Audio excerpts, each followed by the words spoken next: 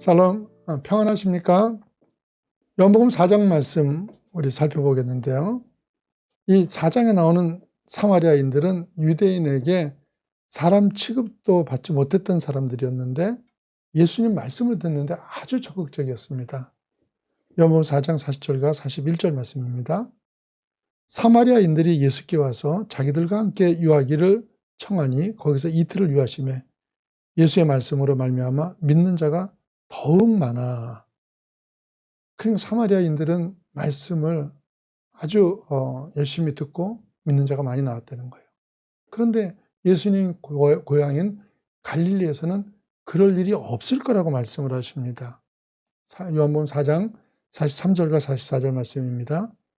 이틀이 지나매 예수께서 거기를 떠나 갈릴리로 가시며 친히 증언하시기를 선지자가 고향에서는 높임을 받지 못한다 하시고. 그런데 뜻밖에도 갈릴리 사람들이 예수님을 환영하고 영접을 합니다. 45절 말씀입니다. 갈릴리에 이르심에 갈릴리인들이 그를 영접하니 이는 자기들도 명절에 갔다가 예수께서 명절 중 예루살렘에서 하신 모든 일을 보았음이더라. 왜 환영을 했던 거예요? 예수께서 명절 중 예루살렘에서 하신 모든 일을 봤기 때문이더라 이렇게 하는데요. 무슨 일을 하셨죠? 예수님은 요한복음 2장에서 예루살렘 성전에서 제사장과 장사꾼들이 짜고서 아주 악행을 하면서 장사하는 걸 엄중하게 꾸짖으셨습니다. 그래서 요한복음 2장 15절과 16절 말씀입니다. 노끈으로 채찍을 만드사 양이나 소를 다 성전에서 내쫓으시고 돈 바꾸는 사람들의 돈을 쏟으시며 상을 엎으시고 비둘기 파는 사람들에게 이르시되 이것을 여기서 가져가라. 내 아버지의 집으로 장사하는 집을 만들지 말라 하시니. 여기는 약간 배경을 생각해 보셔야 되는데 갈릴리 사람들은 예루살렘 사람들과 같은 유대인이면서도 늘 무시당하면서 살았어요. 그런데 예수님께서 가장 신앙적인 척하면서 자기들의 탐욕만을 채우고 있던 예루살렘의 사람들의 긍지를 완전히 부숴버리셨고요. 그 현장을 갈릴리에서 예루살렘을 방문했던 유대인들이 봤던 거예요. 그래서 환영하는 거예요. 성전을 정화해가지고 하나님의 하나님 되시게 하고 성전을 성전답게 한 것으로 기뻐한 것이 아니라 자기들의 감정풀이가 된 것으로 인해서 기뻐했던 것입니다. 그렇기 때문에 막상 예수님이 본격적으로 말씀을 가르치려고 할 때는 조롱하면서 배척합니다. 마태복음 13장 54절과 55절 말씀입니다. 고향으로 돌아가서 그들의 회당에서 가르치시니 그들이 놀라 이르되 이 사람의 이 지혜와 이런 능력이 어디서 났느냐? 이는 그 목수의 아들이 아니냐? 그 어머니는 마리아, 그 형제들은 야고보, 요셉, 시몬, 유다라 하지 않느냐? 이 마태의 기록이고요. 누가의 기록을 보면 조롱 정도가 아니고 말씀을 듣던 고향 사람들이 죽이려고까지 합니다. 누가복음 4장 28절과 29절 말씀입니다. 회당에 있는 자들이 이것을 듣고 다 크게 화가 나서 일어나 동네 밖으로 쫓아내어 그 동네가 건설된 산 낭떠러지까지 끌고 가서 밀쳐 떨어뜨리고자 하되. 왜 사마리아 사람들은 예수님의 말씀을 간절히 받아들이고 믿고 믿음이 있다고 생각하는 유대인들은 예수님의 말씀을 배척하는 것입니까? 왜 성경을 제대로 알지도 못하는 사마리아 사람들은 믿고 구원을 받고 평생 동안 경건의 모습을 갖추고 율법을 지키며 살아왔던 유대인들은 믿지 못하고 배척을 하는 겁니까? 이 문제는 사실 굉장히 중요한 문제인데 이것은 그 시대만의 문제가 아니라 오늘날도 똑같이 아무것도 모르는 사람들은 오히려 하나님 앞에 쉽게 다가와서 은혜를 받는데 교회를 오래 다닌 사람일수록 신앙생활을 제법 안다고 하는 사람일수록 그렇지 못한 경우를 많이 봅니다. 이유가 뭡니까? 무엇이 그들의 믿음을 그렇게 방해하는 겁니까? 겉으로 아는 얄팍한 지식들 때문입니다. 예수의 고향 갈릴리 사람들의 말입니다. 마태복음 13장 55절 말씀입니다. 이는 그 목수의 아들이 아니냐? 그 어머니는 마리아, 그 형제들은 야고보, 요셉, 시몬, 유다라 하지 않느냐. 예수님이 누구고 누구네 집안이고 무엇을 하던 사람이고 이런 겉으로 알고 있는 지식들이 신앙의 해방이 된 것입니다. 사람들은 너무나 쉽게 이런 실수들을 합니다. 우리 부모님이 목사님이시고 내가 모태신앙이고 과거에 얼마만큼 성경 공부했고 그래서 다 안다는 거예요. 근데 이런 걸로 따지면요. 스탈린 같은 사람은 신학교를 다녔고 성경의 상당 부분을 암송하는 사람입니다. 그런데 그는 기독교의 원수가 되지 않습니까? 신앙은 이런 지식으로 생기는 것이 아닙니다. 또한 그 옛날 추억만 되살리는 것도 아닙니다. 우리 아버지는 장로님이시고 우리 형님은 목사님이시고 나는 젖 먹을 때부터 엄마에게 안겨 교회 다녔고 그런데 그게 어쨌다는 겁니까? 재밌는 이야기가 있습니다. 서울법대 나오시고요. 그 긍지 또한 대단한 분이 있었습니다. 그러나 그 학벌의 긍지만 바라본 까닭에 어디 가든지 제대로 적응을 못했어요. 그래서 그 부인이 조그만 편의점을 하면서 생활을 꾸려나가고 있었는데요. 직장을 구해서 나갔다가도 자기한테 조금만 섭섭하게 되면 감히 나한테 어떻게 이렇게 하냐면서 걷어치우고요. 또 다른 회사를 소개하면 내가 그런 데를 어떻게 다닐 수 있냐며 그걸 거들떠보지도 않는다는 거예요. 이런 식으로 나이 60이 다 되도록 아무것도 제대로 못하고 밤낮 집에서 뒹굴면서요. 텔레비전 보다가 뉴스 시간에 어떤 장관이 나오면은 쟤는 그전에 내 밑에서 놀던 애인데 또 어떤 국회의원이 나오면 쟤는 옛날에 지지리도 공부도 못했는데 하면서 항상 남을 비웃는 긍지 속에서 산다는 거예요. 이게 인정되는 긍지입니까? 이게 다 비웃습니다. 모태신앙도 그렇습니다. 여러분 성경에서 모태신앙이라는 말을 들어보셨어요? 세상에 말도 안 되는 말 중에 하나가 모태신앙이라는 말입니다. 어머니가 임신 중에 교회 다니는 아이는 모두 예수 믿습니까? 유대인이 가진 최고의 긍지가 무엇이었습니까? 그들이 아브라함의 자손이라는 거예요. 이들을 보고 예수님이 뭐라고 말씀하십니까? 마태복음 3장 9절 말씀입니다. 속으로 아브라함이 우리 조상이라고 생각하지 말라. 내가 너에게 이르노니 하나님이 능히 이 돌들로도 아브라함의 자손이 되게 하시리라. 한마디로 엉뚱한 것 붙들지 말라는 거예요. 하나님이 중요하게 보시는 것은 내가 집사니 장로니 하는 것이 아니고 나를 믿니? 그 믿은 대로 사니? 하는 것입니다. 믿음은 주님이 명령하실 때 아멘하고 나갈 수 있는 것이 믿음이지 몇 가지 지식과 자격이 아닙니다. 이런 잘못된 지식을 가진 사람들은 이제 필수적으로 자기 방법만을 주장하게 됩니다. 내가 알고 있는 몇 가지, 그 몇 가지가 진리인 줄 알고 내 것이 아니면 모두 틀린 것으로 보는 교만한 자리에 서게 되는 것입니다. 세상에서 제일 교만한 사람들이 모인 곳이 어디라고 얘기하는지 아십니까? 박사들 모임입니까? 국회의원들 모임입니까? 아닙니다. 정신병원이라고 합니다. 정신병원에 가보면 전부가 다 자기가 최고랍니다. 우스갯소리겠지만 어떤 분이 나는 옛날에 사장이었어. 그러면 그 옆에 있는 분이 나는 회장이었는데 그러니까 또 어떤 분이 나는 왕이었어. 이런답니다. 그러니까 저 구석에 있던 마지막에 딴 분이 한 분이 내가 언제 너 왕시켰니? 이러더랍니다.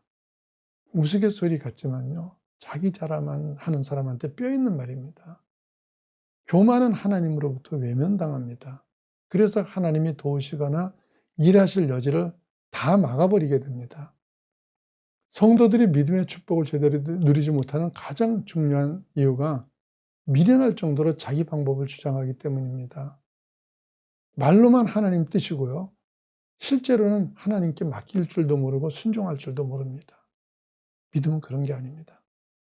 하나님이 인도하시면 그것이 거꾸로 가는 것처럼 보여도 그리로 따라가는 것이 그게 진짜 믿음입니다. 사도 바울의 사역을 한번 보십시오. 바울은 사역의 후반기에 항상 로마로 가기를 소원했습니다.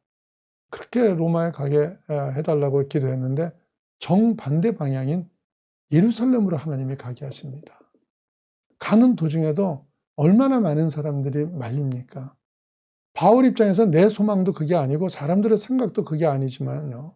그런데 바울은요, 하나님이 인도하신다고 믿으니까 그대로 순종해서 반대 방향인 예루살렘으로 간 겁니다. 거기에서 2년 동안이나 감옥살이를 하게 하십니다. 서쪽 로마로 가려던 사람이 동쪽 예루살렘으로 가가지고 감옥에 갇혀 있을 때 어떤 기분이었겠습니까? 그런데 시간이 지나고 보니까 바울은 더 확실한 방법으로 로마로 가게 되지 않습니까? 이렇게 자기 방법을 포기하는 것이 믿음의 능력으로 사는 가장 중요한 키인 것입니다. 인류 최초의 범죄가 무엇입니까? 선악과를 도둑질한 것도 아니고 살인을 한 것도 아닙니다. 로마서 5장 19절 말씀입니다. 한 사람이 순종하지 아니함으로 많은 사람이 죄 있는 것 같이 한 사람이 순종하심으로 많은 사람이 의인이 되리라. 순종치 않은 것이 범죄이고요. 순종이 의의 행동인 것입니다. 그런데 왜 순종하지 않았습니까? 창세기 3장 6절 말씀입니다. 여자가 그 나무를 본즉 먹음직도 하고 보암직도 하고 지혜롭게 할 만큼 탐스럽기도 한 나무인지라 여자가 그 열매를 따먹고 자기와 함께 있는 남편에게도 주매 그도 먹은지라. 먹음직, 보암직 이거 다 느낌이죠. 하나님 말씀은 어디로 갔고 자기 느낌뿐입니다. 사울왕이 왜 망하게 됩니까? 자기 생각 때문입니다. 사무엘상 15장 20절 21절 말씀입니다. 사울이 사무엘에게 이르되 나는 실로 여호와의 목소리를 청종하여 여호와께서 보내신 길로 가서 아말렉 왕 아각을 끌어왔고 아말렉 사람들을 진멸하였으나 다만 백성이 그 마땅히 멸할 것 중에서 가장 좋은 것으로 길갈에서 당신의 하나님 여호와께 제사하려고 양과 소를 끌어왔나이다 하는지라. 하나님은 다 진멸하라고 하셨는데 사울은 자기 생각에 남기는 게 좋겠다 싶어서 좋은 것으로 남겨놓았던 것입니다. 그 결과가 어떻게 됩니까? 사무엘상 15장 22절과 23절 말씀입니다.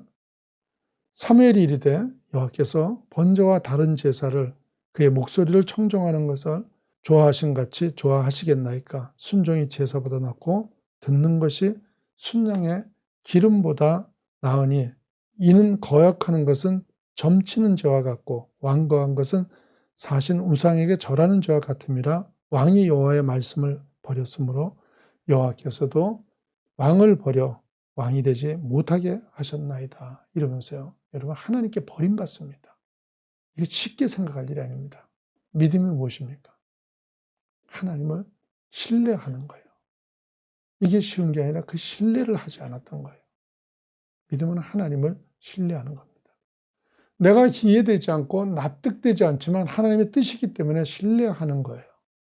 여러분 생각해 보십시오. 납득할 만하면 왜 굳이 믿음을 요구하겠습니까? 아브라함이 무엇으로 확실하게 믿음의 조상이 됩니까?